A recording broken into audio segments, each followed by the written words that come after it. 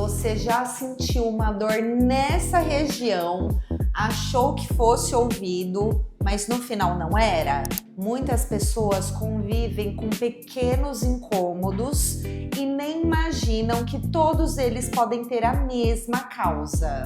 Aquela dor de cabeça que aparece sempre na lateral da testa, os dentes, pessoal, que começam a ficar sensíveis, mesmo a gente não tendo cárie, ou aquela sensação de que a mandíbula está cansada ao acordar, ou quando a gente sente dificuldade na hora de abrir totalmente a boca, ou até mesmo aquela sensação de dor no ouvido que vai e volta, a gente vai no médico, faz exame, não encontra nada.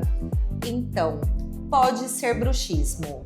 O bruxismo e o apertamento nem sempre faz com que o paciente perceba o apertamento ou rangimento dos dentes, pois esses hábitos eles acontecem durante o sono e na grande maioria das vezes o paciente ele acaba não associando os sinais e sintomas do bruxismo relacionado com os dentes.